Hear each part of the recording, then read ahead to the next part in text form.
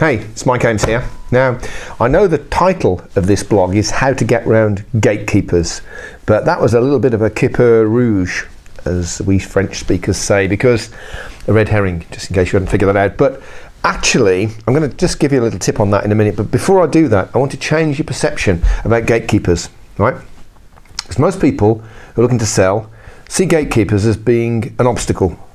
They're the thing that's stopping you from speaking to the decision maker, and therefore they get in the way, and we don't like that. But let me tell you, I've got a PA and she's my gatekeeper, and if she doesn't like you, then you won't get to speak to me. If I ask for a meeting with somebody that she doesn't like, the chances are I won't get it anytime soon. There's yes and no in terms of relationships, but there's also priority. If the gatekeeper doesn't like you or feels that you've disrespected him or her in any way, not only are they probably going to tell their boss, which means you've probably blown out the water, but also, even if that's not the case, you're going to be at the bottom of the pecking order. So here's the thing, why not see the gatekeeper as an ally, somebody on your side? Because if you do that, everything changes. But what does that mean? I'll tell you what it means. It means, yes, you want to form a relationship with the decision maker, of course you do.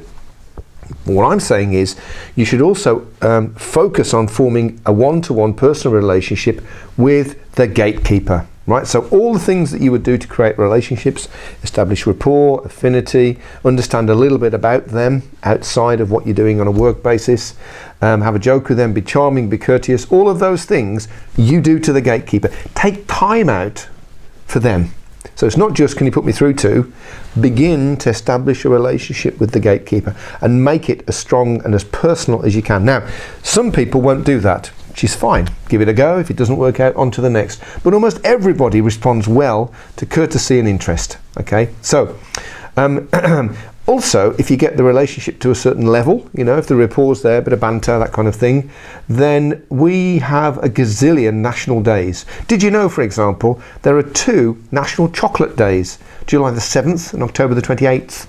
So you could send a box of chocolates on those days. You know, thanks very much for putting up with my calls every 2 months. Really appreciate it. Or if they're interested in something, you can clip something out of the newspaper, photos up and send it through the post. Okay, now that might sound a bit weird, and it probably would be if you did it too soon in the relationship, but when it's just right, it makes you stand out. All of a sudden, they're no longer the obstacle, the fence around where you need to get to. They're actually part of the way that fence will be pushed down and opened. You know, they're part of your solution to get in and speak to the decision maker. And don't forget this as well. Even if you get to speak to the decision maker, that person, the gatekeeper, will have some kind of active interest in you moving forward. So there'll be meetings that need to be arranged, telephone calls set up, things need to be changed and altered. Probably the gatekeeper will do all of that.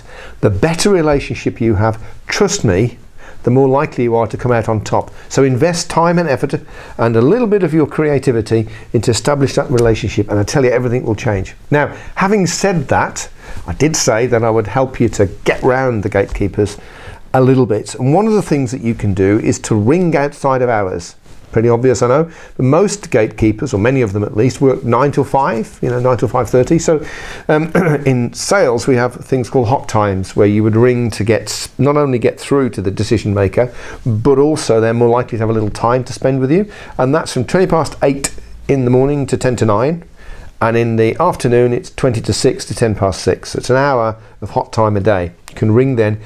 You're more likely to get to speak to the person that you want because the gatekeeper's not started work or they've gone home. And if you do get through, they're more likely to have a little time so you can speak to them, which is particularly important on the first conversation that you have on the phone, but it's pretty much always important. So there you have it. The key message is form a relationship with the gatekeepers. They're people and they're important and powerful, particularly for you to get to the gatekeeper. And secondly, if you do fancy getting around them, well, ring out of hours. You stand a much better chance. Okay, well look, until next time, as we say in Flair, if you want it, go and get it. You take care now.